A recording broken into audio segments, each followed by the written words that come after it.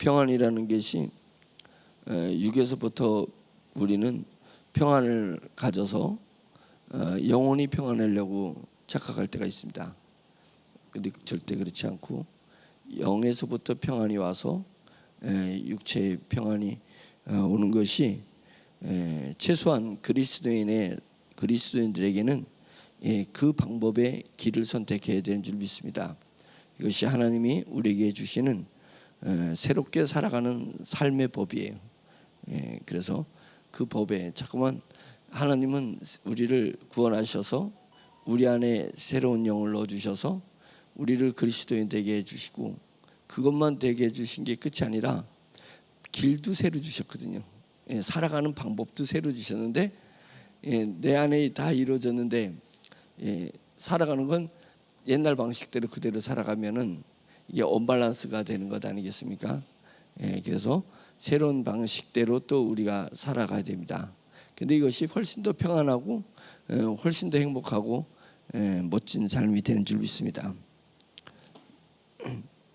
로마서 8장 1절에서 11절까지 보겠습니다. 로마서 8장 1절에서 11절.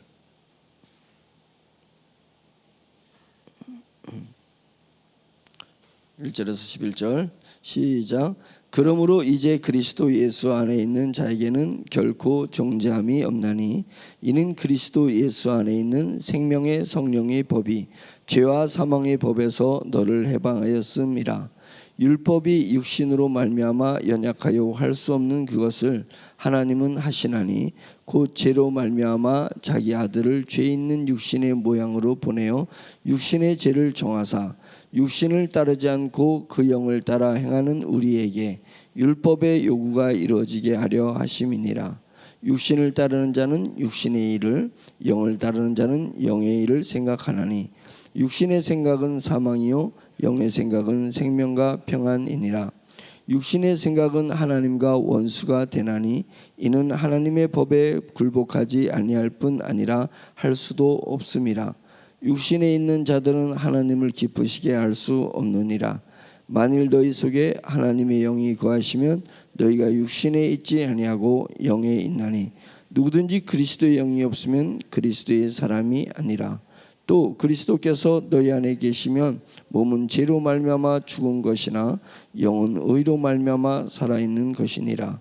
예수를 죽은 자 가운데서 살리신 이의 영이 너희 안에 거하시면 그리스도 예수를 죽은 자 가운데서 살리신 이가 너희 안에 거하시는 그의 영으로 말미암아 너희 죽을 몸도 살리시리라. 아멘. 한 구절 한 구절이 너무 보배롭고 귀한 말씀들입니다. 그래서 이 말씀 한 구절만 가지고도 설교를 할 수 있고 한데 저희가 뭐 강론하는 것이 아니니까 새벽 설교이기 때문에 이제 전반적인 흐름을 타고 영적인 흐름을 타고 여러분들과 영적 교통을 하려고 하고 있습니다. 저는 오늘 말씀을 생각하면서 이런 질문을 해봤습니다. 우리가 살아가면서 가장 행복하게 살아가는 삶이 뭘까? 돈이 많아서 여유 있게 가는 삶이 가장 행복한 삶일까? 자유로워서 사방팔방 돌아다니는 삶이 행복한 삶일까? 이제 생각해 보세요. 우리는 행복을 추구하잖아요.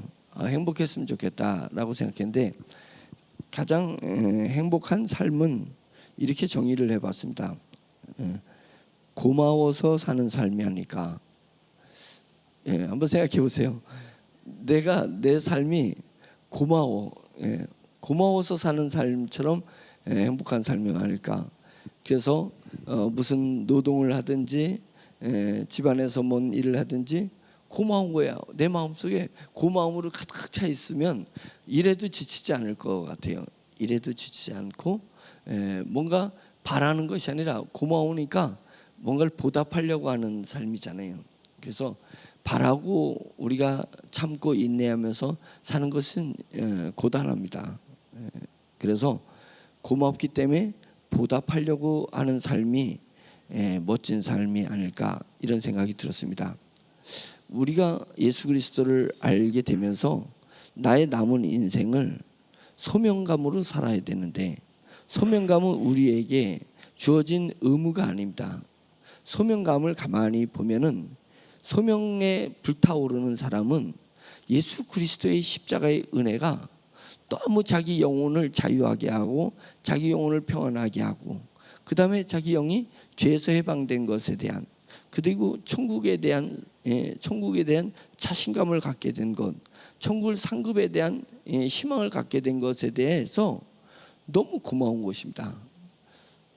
아침에 일어날 때마다 하나님 앞에 하나님 내 영이 주님을 감사하고 내 영이 그래서 주님을 찬양합니다. 나에게 생명 주신 것이 감사해서. 첫 고백이 무엇로 시작됐냐? 내가 눈을 딱 뜨고 무엇로 첫 고백이 되느냐? 눈을 딱 뜨자마자 하나님 이거 주세요. 그럴 수는 없잖아요. 눈을 딱 뜨면 감사합니다. 하나님의 은혜가 감사하여서 소명을 보답하는 차원으로다가 소명감을 가지고 살아가는 것입니다. 그래서 소명으로 사는 사람은 고단한 삶이 아니라 피곤한 삶이 아닌 거예요. 힘든 게 아닙니다. 소명은 보답인 것입니다. 그래서 소명의 힘은 어디냐? 감사의 힘에서 나오는 것이다. 그래서 우리에게 주어진 환경을 너끈히 넘어서는 것입니다. 유튜브 보면 이 하수를 범람하는 이 홍수난 그런 영상 이게 가끔 떠요. 그러면 사람들이 그걸 구경하는데 와 그냥 막 시뻘건 강물이 홍수물이 막 넘어서는 거 보면 싹 쓸고 가는 것 아니겠습니까? 싹 쓸고 가는 거예요. 우리의 심령에 하나님이 감사하는 이 마음이 내가 돈이 있든 없든 내가 땅에서 힘들고 고단하든 말든 누가 뭐라든 말든 이것을 확 쓸어버릴 수 있는 넘어서 버릴 수 있는 앞에 나를 가로막는 것이 있어도 넘어서 버릴 수 있는 것이 뭐냐면 우리 주 예수 그리스도의 십자가로 말미암아서 우리에게 주어진 영적인 놀라운 삶. 이 삶을 한마디로 얘기하면 고마운 삶 아니겠습니까? 저는 그렇게 생각합니다. 영의 삶은 고마운 삶이에요. 고마운 삶이기 때문에 보답하는 삶이 되는 것이라 생각하고 있습니다. 그것이 복음의 삶이다. 저는 그렇게 정의하고 싶습니다. 좀 얼추 맞는 것 같죠? 복음의 삶이 고마운 삶이고 보답하는 삶이다.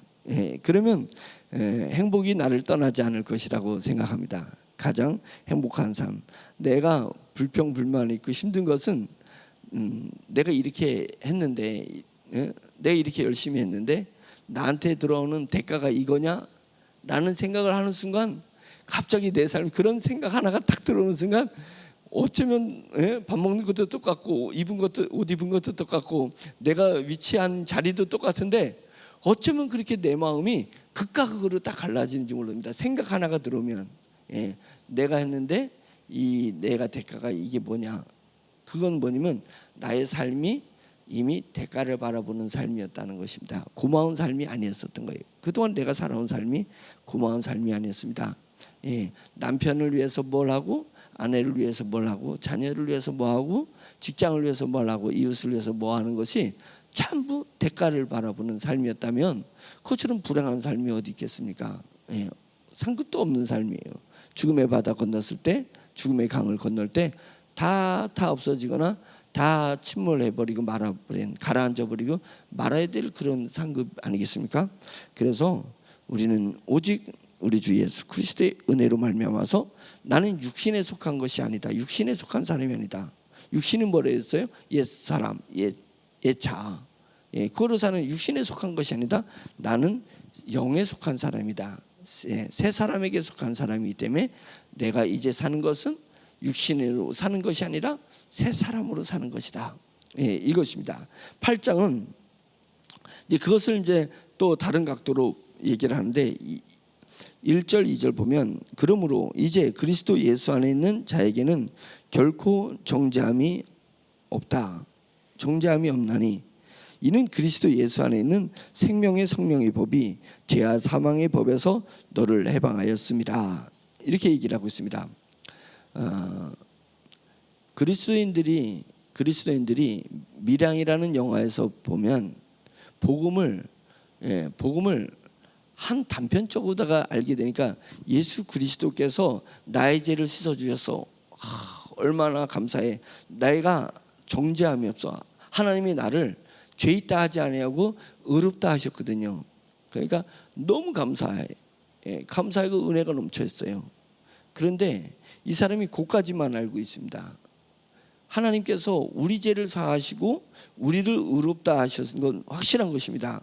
확실한 것인데, 그러면 내가 은혜를 받았으니까 이제 은혜를 받았으니까 돌아서서 내게 주어진 삶을 향해서 걸어갈 때 성령의 법이 우리에게 주어졌다는 것을 모르는 것입니다.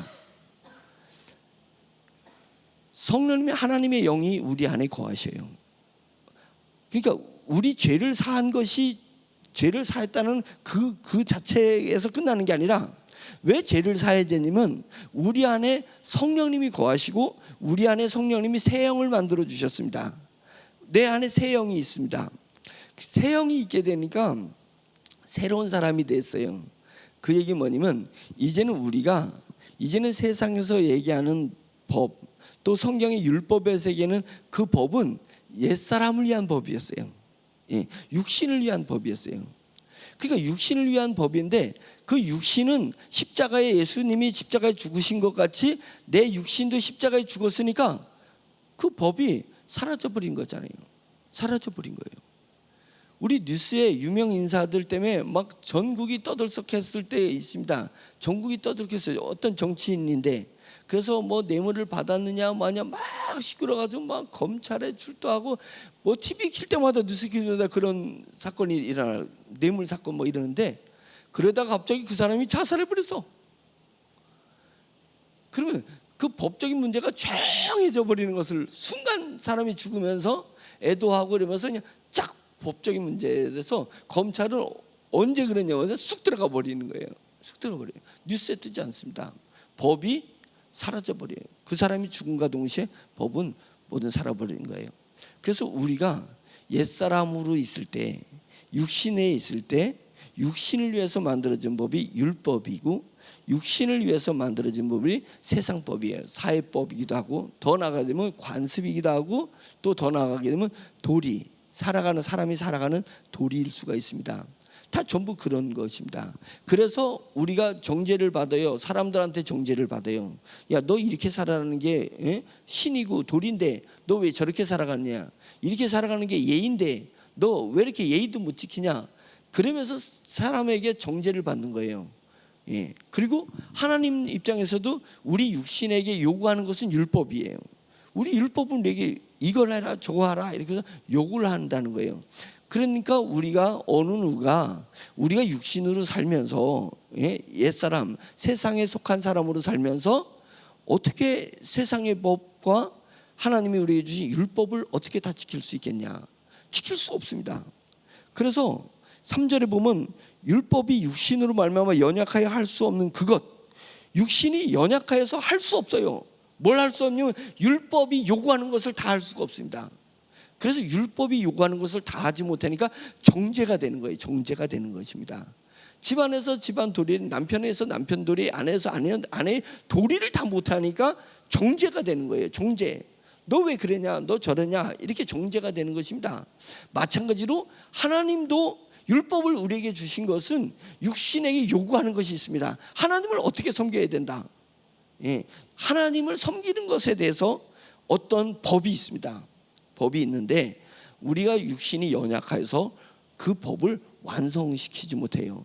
율법이 요구하는 것을 해내지 못하는 거예요. 그러니까 정죄가 일어나는 거예요. 정죄가 일어나면 그 뒤에 따라오는 것이 사망이 따라오게 되는 것입니다. 바로 사망이 따라오는 거예요.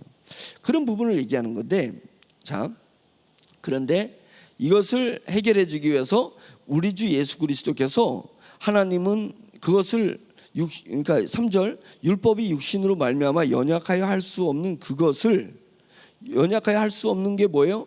율법은 우리에게 이것을 완벽하게 지키면 너희에게 구원이 있다. 이것을 완벽하게 지키면 너희에게 평안이 있다. 이것을 완벽하게 지킬 때 너희에게 천국이 보장된다. 이렇게 약속을 한 거예요. 그런데 우리가 그 약속은 진실이에요. 약속은 진리예요. 맞는 일이에요.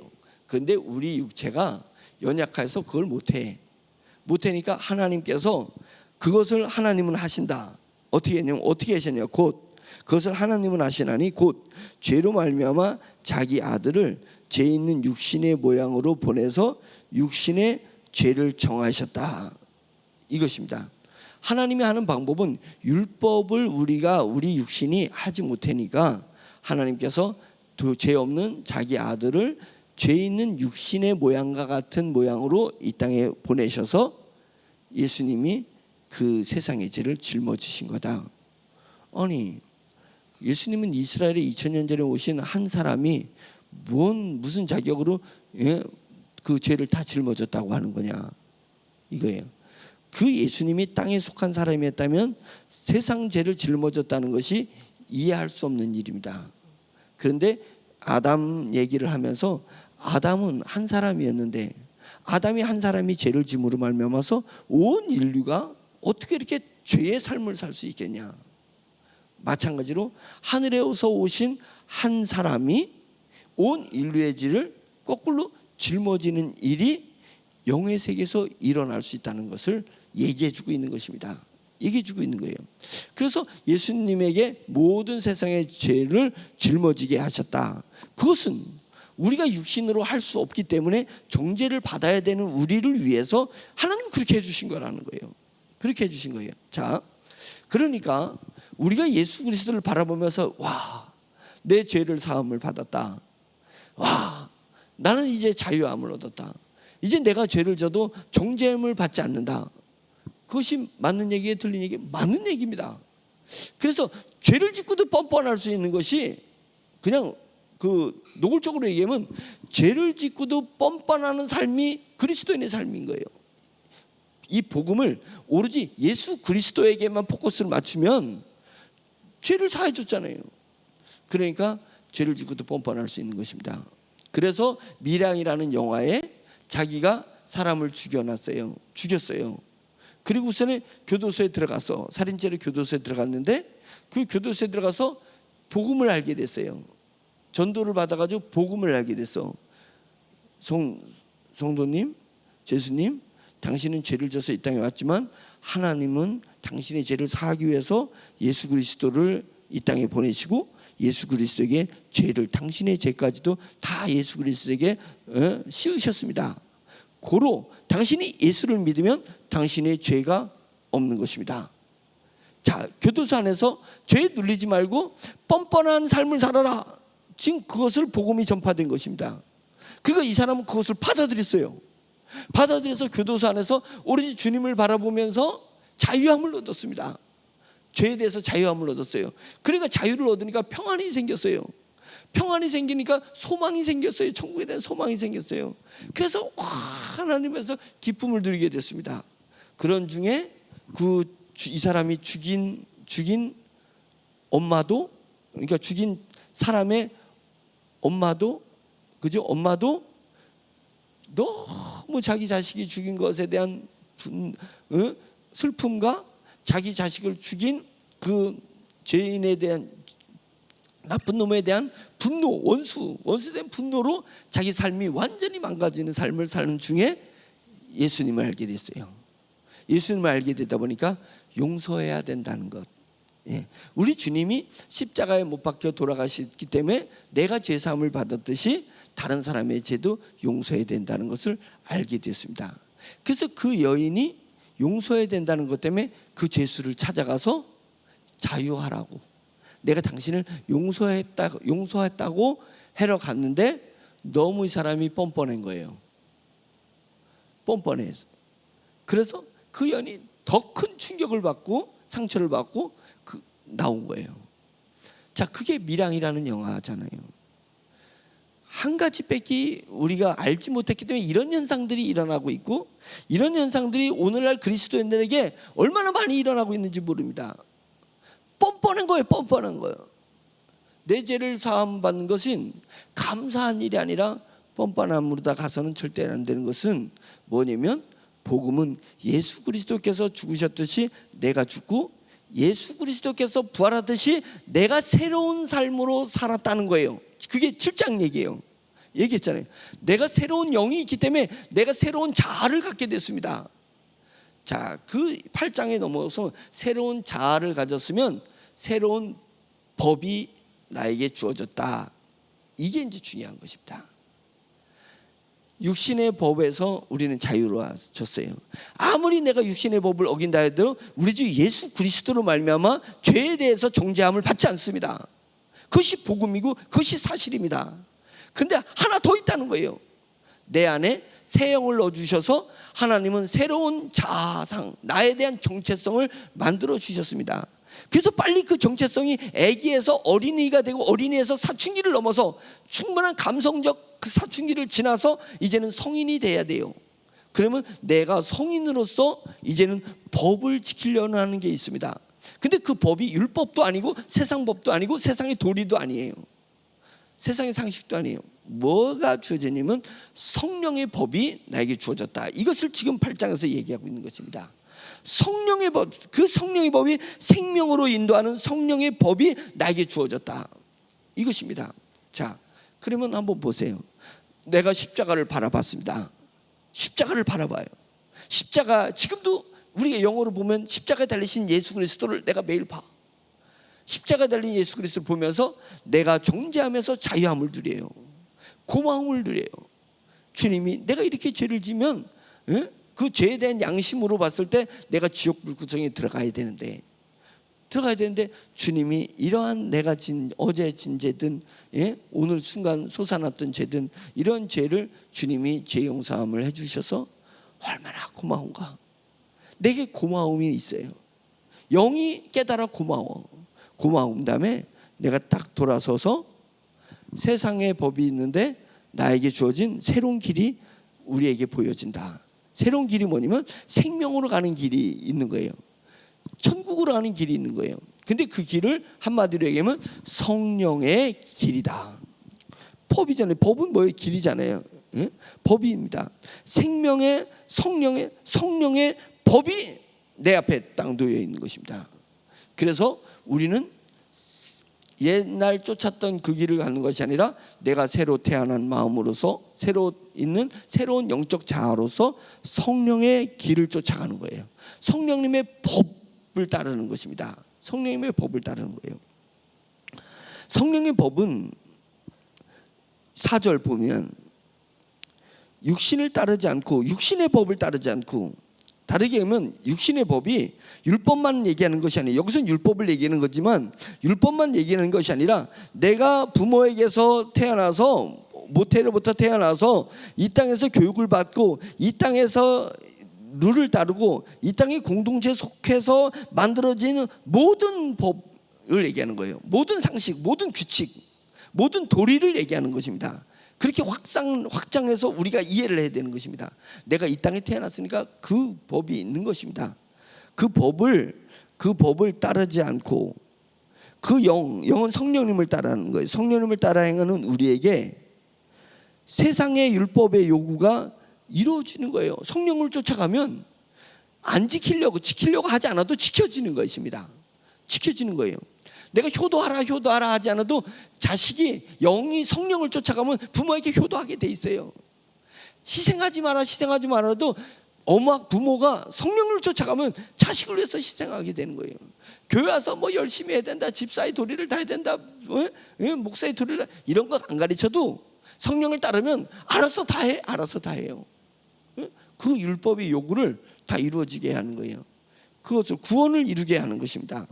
그래서 성령을 쫓아 성령의 법을 따라 사는 사람, 성령님이 주신 길을 따라 사는 사람은 율법의 요구가 완성돼요. 이루어져요. 나도 모르게 이루어지는 것입니다. 두 번째로는 5절에 육신을 따르는 자는 육신의 일을 생각하는데 성령을 쫓아 사는 사람은 영의 일을 생각한다. 두 번째는 성령의 길, 성령의 법을 따라가는 사람은 영의 일을 생각한다는 거예요. 영의 일. 하나님의 나라와 너희는 먼저 그의 나라와 그의 의를 구하라. 우리가 영의 일을 생각하는 거예요. 그래서 세상에서 세상의 법을 지키는 게 아니라 세상으로 가서 영의 법을 지키려고 하는 거예요. 그 영의 법은 뭐예요? 영의 법을 제가 한마디로 얘기하면 뭐냐면, 세상의 법은 나와 타인을 구분하잖아요. 나와 타인을 구분하는 거예요. 영의 일은 나와 타인이 믹싱이 돼버려요. 다 나처럼 느껴지게 만들어요. 이게 영의 법입니다. 영의 일이에요. 이게 영의 일. 그래서 영의 일이, 제가 있잖아요, 영이 성장하면 공동체가 나처럼 느껴진다고. 그래서 온 인류의 공동체가 나처럼 느껴지면 예수 그리스도까지 성장한 거예요. 왜? 예수님은 온 인류의 죄를 위해서 자기 자신을 죽였잖아요. 그런 거예요. 우리도. 그래서 내 수준이, 영적 수준이 어느 수준이야? 아직도 나 하나가 나처럼 느껴지면 영의 수준은 낮은 거예요. 매우 낮은 거예요. 이제 응애하고 태어난 거야. 구원받았어도 응애하고 태어난 거예요. 그런 낮은 수준에서 이제는 우리가 어느 정도 우리로 자라나면 이제 영의 수준이 점점 자라는 거예요. 그래서 영의 일을 하는 것은 뭐냐면 내 일을 하는 거예요. 내 일. 남의 일이 아니라 내 일을 하는 거예요. 뭐에서 하나님의 은혜가 고마워서 보답하는 삶을 사는 거예요. 보답하는 삶. 그래서 대가를 바라는 게 아니에요. 공동체를 위하는 것이 대가를 바라는 것이 아니라, 대가는 이미 예수 그리스도를 통해서 받았어요. 그것이 이미 받아서 고마워서 공동체를 위해서 하는 것입니다. 그래서 공동체에서 내가 하는 일을 안 알아줘도 아무 내 마음에 변화가 없어요. 공동체가 나를 위해서 무언가를 보답을 하지 않아도 나는 아무 변화가 없어요. 왜? 나는 대가를 바라본 게 아니라 고마워서 나는 그 일을 보답한 거기 때문에 그렇습니다. 보답한 거예요. 감사해서 누가 나를 도와주니까 감사해서 내가 백화점에 가서 막 선물을 샀단 말이죠. 그 선물을 사는 마음이 얼마나 설레냐고요. 이런 행복을 느껴봐야지. 선물을 너무 고마워. 그러니까 이 고마움이 크니까 5만 원짜리 집을 때가 5만 원짜리 가지고는 그 고마움을 보답할 수가 없어. 그래가지고 저쪽에 가가지고 50만 원짜리를 보니까 맞아, 이 정도는 하면 그 고마움에 대해서 어떻게 해도 보답이 될 것 같다. 그래서 50만 원짜리 사가지고 포장을 해가지고 또 들고 집에까지 오는 마음이 막 설레. 그리고 이제 그 사람을 또 만나서 이걸 주면 얼마나 그 고마움을 내가 보답할 때 얼마나 감사할 일일까. 그리고 이것을 보면 그 사람이 얼마나 기뻐할까. 기뻐할까. 오로지 그 마음만 있는 거 아니에요? 이걸 갖다 주면 또 나에게 더 큰 거 주겠지. 그 미끼로 갖다 주는 게 그거는 선물이 아니잖아요. 보답이 아니잖아요. 미끼지 그게. 그런 것처럼 진정한 감사, 보답하기 위해서 선물을 사는 자의 그 마음으로 우리에게 미래에 나에게 주어진 삶을 그렇게 살아라는 거예요. 그게 성령의 법이라는 겁니다. 성령의 법. 성령을 쫓아가는 법입니다. 그러니까 그 성령을 쫓아가는 법을 따라가는 사도 바울은 이고니온인가요? 거기서 그 돌에 맞아서 죽었어요. 만진창이가 됐어요. 죽을 정도로 돌에 맞았습니다. 그래서 보니까 숨을 안 쉬어. 그러니까 그 사도 바울을 성 밖에다가 냈다 버렸습니다. 성 밖에다가 버렸을 때 길가에 버렸겠어요? 시궁창 같은 데다 버렸겠지. 근데 생명의 하나님께서 사도 바울에게 생명의 호흡을 다시 확 넣어주셨어요. 후 하고 살아났어요. 근데 자기 몸은 만진창이가 됐어요. 피멍이 다 들었어요. 자기 있는 곳은 시궁창 같은 데야. 근데 거기서 일어나서 다시 성 안으로 들어가서 바나바를 찾아가지고 바나바를 같이 손잡고 나와서 다른 성으로 전도회를 갔잖아요. 성경에서 그걸 얘기해요. 다른 성으로 전도회를 갔습니다. 세상이 나에게 돌을 던져도 그것은, 세상을 향해서 한 것은 내가 예수 그리스도의 십자가의 은혜에 감사해서 보답하는 마음으로 한 거예요. 그러니까 사람들이 나한테 돌을 던져서 내가 돌에 맞아 죽어도 그것이 의미가 없어. 내게 뭔 의미해? 내 마음에 무슨 변화가 오냐? 나는 다시 보답하기 위해서 복음을 전하러 다른 성으로 가는 것입니다. 이 정도의 영적 레벨을 사모하느냐? 그것이 소명의 길인 거예요. 소명의 길. 소명의 길은 철저히 보답하는 마음으로 살아가는 것이고, 그것이 성령의 길이고, 그것이 성령의 법인 것입니다. 이 사람을 세상이 어떻게 감당해요? 이 사람을 세상 법이 어떻게 가둘 수가 있겠어요? 이 사람이 율법이 어떻게 이 사람을 빗댈 수가 있습니까? 율법에서 초월한 것이고, 세상의 법을 초월한 거고, 세상의 상식과 관습을 초월한 삶을 사는 것이잖아요. 왜냐하면 보답하는 마음으로 살아가는 거기 때문에, 왜냐하면 성령을 쫓아서 살아가는 거기 때문에 그렇습니다. 그래서 영적인 자아를 제가 뭐라 했어요? 영적인 자아 이름은 오매불망이다. 영이 내가 잘하면 잘할수록 그 사람의 이름이 오매불망이에요. 뭐에 오매불망이에요? 오직 성령님만 바라보는 거예요. 다른 거 바라볼 거 없어요. 오직 성령님만 바라보는 거예요. 그러니까 만약상 그 사람에게, 죄수에게, 밀양의 영화에 나오는 그 죄수에게 복음을 전했다면 짝짝이 복음만 전하지 말고 성령의 법을 전하게 해야 되고, 그 영이 자랐을 때 돌아서서 성령의 길을 쫓아라, 빛의 길을 쫓아라, 그렇게 했어야 돼요. 그렇다면 그 사람은 자기를 찾아온 그 여인에게, 그 어머니에게 무릎을 꿇었을 거예요. 무릎을 꿇었을 거예요. 그리고 내가 그 여인을 위해서 무엇을 할 수 있는지에 대해서 소명감을 가졌을 거예요. 보답하기 위한 것을 가졌을 거예요. 그래서 정말 죄송하다고, 내가 이 땅에서 할 수 있는 것은 당신과 당신의 가족을 위해서 기도하는 것밖에 없어서, 지금 내가 기도하고 있지만 내가 이 형을 마치고 나갔을 때는 당신을 위해서 내가 정말 뭔가를 하려고 한다고 그랬을 거 아니겠어요? 왜냐하면 그 여인이 자기로 느껴지는 거예요. 응? 세상이 나로 느껴져. 세상을 위해서 우리 주 예수 그리스도에게 받은 은혜, 죄사함 받은 은혜를 보답하기 위해서 세상을 향해서 나아가 사는 것입니다. 보답하기 사는 거예요. 그게 오매불망의 삶입니다. 오매불망의 삶이에요. 예수를 믿노라 하면서도 영적 자아로 살지 않고 여전히 육신의 자아로 살아가는 사람은 뭐예요? 여전히 그 모습은 독고다이야. 독고다이로 살아가는 거예요. 지 마음대로 사는 거예요. 지 마음. 나를 위해서, 모든 것이 나를 위해서야. 나 타인도 나를 위해서. 예수 믿으나 예수 안 믿으나 다를 게 없어요. 다를 게 없는데 하나 더 생겼어. 싸가지가 없어져. 싸가지가 없어져. 맞잖아요. 하나님 앞에 죄사함 받은 것을 알고 그 다음에 내 안에 비춰진 주님의 부활하듯이 내가 새로운 삶을 살아가는 이 복음이 완성되지 못하니까 싸가지 없는 사람이 되는 거예요. 차라리 믿지 않았으면 세상의 관습이라도 지키려고 하고 세상의 상식이라도 지키려고 하는데, 죄사함에 대한 짝짝이 복음, 짝짝이 복음 하나를 알면서 슬리퍼 하나만 신고 다니니까 뭐예요? 차라리 두 sty레이 슬리퍼 신발을 아예 안 신으면 뭔 목적이 있어서 맨발로 가는가 보다 했는데, 신발 하나만 신고 다니면 뭐가 돼요? 미친 사람이에요. 미친 사람처럼 취급하네요. 아예 안 신든지 아예 신든지. 우리가 복음을 알려면 아예 복음을 두 개를 다 알아야 되는 거예요. 예수님이 우리 집에서 돌아가신 것, 그것만 알지 말고 그 예수 그리스도가 내 안에서 반영된다, 비춰진다. 그래서 내가 작은 예수가 돼서 큰 예수로 성령을 쫓아 살아가는 이것까지 알아야 두 가지의 신발을 신는 거잖아요. 그래서 세상이 볼 때, 야, 이 사람들은 정말 그리스도인이구나. 이 사람들은 정말 그리스도인이구나.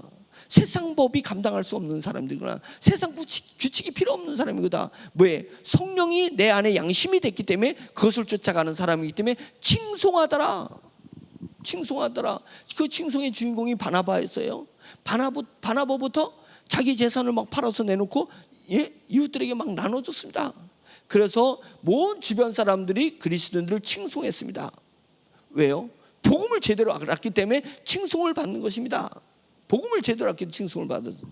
근데 한쪽 신발만 신어서, 복음의 한쪽 신발만 신으니까 세상 사람들이 교회를 볼 때, 그리스도를 볼 때 싸가지 없는 사람들, 싸가지 없는 사람들, 자기만 의로운 줄 알고, 의로운 줄 알고 이런 모습으로 살아가는 것 아니겠습니까? 그래서 로마서 8장은 지금 그것을 얘기하는 것입니다. 그것을 얘기하고 있습니다. 우리는 죄를 당해서 회개하는 것이 아니라 성령을 쫓아가는 갈구함이 있어야 되는 것입니다. 성령을 쫓아가는 갈구함. 그러면 성령님께서 우리에게 의로운 삶을 비춰주실 것이고, 내 안에 영이 성장해서 세상을 이기고 세상을 다스리고 세상 사람들에게 칭송받는 그런 삶을 성령님이 만들어 주실 줄로 믿습니다. 그것을 사모하는 마음으로 기도하는 거예요. 기도가 뭐예요? 탄원과 기도 구분해야 된다 그랬잖아요. 기도는 성령님을 쫓아 성령님이 주시는 새 사람의 아름다운 모습을 사모하는 거예요. 사모하고 기도하는 것입니다. 우리가 주여 한번 외치면서 기도할 건데, 주여 외칠 때 그것을 사모하는 거예요. 하나님의 나라와 하나님의 의가 내 삶을 통해서 이루어지기를 사모하는 마음으로 주여 외치는 것입니다. 주여 한번 외치고 기도하겠습니다. 주여! 할렐루야. 전능하신 하나님 아버지, 주님의 늘 감사드립니다. 복음을 이야기할 수 있어서 감사합니다. 복음의 신발이, 화평의 복음의 신발을 신으라고 했던 것처럼 짝짝이 신발만 신고 다니는 그리스도인들이 얼마나 많이 있는지 모릅니다. 전능하신 하나님 아버지, 주님이 양발의 복음을 신게 하옵소서. 우리 주님이 십자가에 못 박혀 돌아가심으로 말미암아서 저희의 죄에 대해서 정죄함이 사라졌습니다. 해방되었습니다. 사망의 하나님 그늘에서 저희는 벗어났습니다. 전능하신 하나님 아버지, 그래서 우리가 육신대로 살지 않고 영을 쫓아서 새 영으로 살아가고 새로운 영적 자아로 우리에게 주어진 삶을 소명함으로 살아가기를 원합니다. 성령을 쫓아서 살아가기를 간절히 원하고 있사오니 저에게 성령님의 길을 보여주시옵소서. 저에게 성령님의 길을 보여주시옵소서. 하나님 아버지, 세상 사람들과 똑같이 세상의 일을 쫓아가지 말게 해주시옵소서. 돈 벌기 위해서 사는 것이 아니라, 평안을 누리기 위해서 사는 것이 아니라, 하나님의 소명, 하나님이 주신 은혜에 대한 보답의 삶을 살아갈 수 있도록 주여 인도하여 주시옵시기를 주님 간절히 원하고 원하오니 내 주 하나님 아버지 도와주시옵소서. 생명의 시작 되신 주님 예수, 저에게 생명을 주셔서 그 생명력을 누리고 살 수 있도록 할렐루야 하나님 아버지 인도하여 주시옵시기를 간절히 원하고 원하오니 주여 역사하여 주시옵소서. 내 주 하나님 아버지 역사하여 주시옵소서. 우리 성도들에게 역사하여 주시옵소서. 성령의 취해 사는 삶을 알게 해주시옵소서. 성령의 취해 사는 삶의 능력을, 파워를 느낄 수 있도록 인도하여 주시옵소서. 하나님 세상 법을 능가하는 하나님의 법, 성령님의 법을 쫓아가는 것이 얼마나 내게 의미 있고 가치 있고 주님 평안한 길이며 승리의 길인 것을 주여 저들이 깨달아 알 수 있도록 할렐루야 하나님 인도하여 주시옵시기를 주여 간절히 원합니다. 영성은 기다림에서 나오는 것이기 때문에 하나님 잠잠히 기다리면서 묵묵히 기다리면서 성령님을 오매불망 쫓아가는 그런 삶을 살아낼 수 있도록 할렐루야 하나님 인도하여 주시옵시기를 간절히 원하고 원하오니 내 주 하나님 도와주시옵소서. 오늘도 성령님 저희 심령에 강하게 역사하여 주시옵소서. 죄는 심중대 심령에 역사하시는 성령님이 교통하는 것이오니 하나님, 그래서 성령이 충만한 교회 되게 하시고 성령님이 충만한 성도들이 될 수 있도록 인도하여 주시옵소서. 하나님 아버지, 우리 심령에 오직 오매불망 하나님을 바라보고 원망하고 하나님을 성령님을 쫓아가려는 그런 마음으로 하나님 아버지 세상을 이겨나가 설계 해주시옵소서. 세상 속으로 나아가서 하나님 아버지 남은 내 생애가 하나님 아버지 오로지 주님의 성령을 가득한 생이며 하나님 나라에 대해서 가득 찬 하나님 아버지 천국의 생애가 될 수 있도록 하나님 인도하여 주시옵소서. 할렐루야 간절히 원하고 원합니다. 한국 교회가 하나님 아버지 반쪽짜리 복음을 전하고 있고 하나님 반쪽짜리 복음에서 만족하고 있는 하나님 이런 잘못된 것을 주여 용서하여 주시고 하나님 아버지 화평의 복음의 신발을 하나님 아버지 이제는 양쪽 발 다 신고 하나님 세상에 나가서 왼쪽에는 믿음의 방패를 오른쪽에는 주님의 성령의 검을 가지고 하나님 나아갈 수 있도록 주여 인도하여 주시옵시기를 간절히 원하고 원합니다. 오 성령님 도와주시옵소서. 우리 주님이 십자가에 죽으신 것처럼 하나님 아버지 우리의 옛사람이 죽은 것을 고백하게 하시고 우리 주님이 부활하신 것처럼 내 안에 새 사람이 하나님 살아있다는 것을 주님 고백하게 해주셔서 고백 위에 고백이 나가게 하시고 믿음 위에 믿음이 있게 해주셔서 하나님 아버지여 주님의 어린아이가 쑥쑥 자라나듯이 하나님의 육체에 주님의 아이가 질병에 앓으면 병을 앓고 난 다음에 아이가 쑥 자라나듯이 하나님 우리의 육체의 환난이 있은 후에는 우리 영이 더 쑥 자라나는 소망을 가지고 하나님 아버지 어떤 환난이 닥치든지 묵묵히 뚫고 나갈 수 있도록 주여 인도하여 주시옵소서. 영이 자라날 소망을 가지게 없어서 영이 자라날 하나님 아버지 주님이여 바람을 갖게 없어서 하나님 아버지 우리 속히 영이 자라서 하나님 아버지 세상 법에 따라서 세상 일을 하지 말게 하시고 세상의 것을 생각하는 것이 아니라 하나님의 법을 따라서 하나님의 은혜로 발려와서 주님의 하늘의 법을 생각하게 하시고 성령의 법을 생각하게 하시고 하늘의 일을 할 수 있도록 주여 인도하여 주시옵시기를 내 주 하나님 간절히 원하고 원합니다. 소유의 행복을 느끼지 말고 나눠줌의 행복을 느끼게 하옵소서. 소유의 행복을 느끼지 말고 나눠줌의 행복을 느끼게 하옵소서. 사랑받는 행복을 누리지 말고 사랑 주는 행복을 느끼게 해주시옵소서. 하나님 아버지여 나의 평화가 내 행복을 누리지 말고 타인의 행복과 안위를 느끼는 그 행복을 누릴 수 있도록 주여 인도하여 주시옵시기를 간절히 원하고 성령님이여 도와주시옵소서. 한국교회가 변화되게 해주시옵소서. 교회 수준은 목회자 수준을 넘지 못한다 했으니 주여 주의 종들에게 주님의 성령이 강하게 역사하시며 복음의 진정한 복음이 들어가게 하여 주시옵소서. 하나님 아버지 새 사람으로 새 법을 쫓아 살아가는 하나님 아버지 그런 주의종들이 나타나며 하나님 아버지 그런 교회가 나타나서 하나님 아버지 복음의 교회가 되며 복음의 삶을 살 성도들이 살아갈 수 있는 하나님 아버지 한국교회가 그런 교회가 될 수 있도록 주여 인도하여 주시옵시기를 간절히 원합니다. 자기에게 주어진 은혜 삶에서 오로지 오매불 박성님을 쫓아 하나님 아버지 의의 열매를 맺게 없어서 행복의 열매를 맺게 없어서 복음의 열매를 맺도록 맺힐 수 있도록 하나님 인도하여 주시옵시기를 간절히 원하고 원하오니 내 주 하나님 아버지여 역사하여 주시옵소서. 주여 역사하여 주시옵소서. 주여 도와주시옵소서.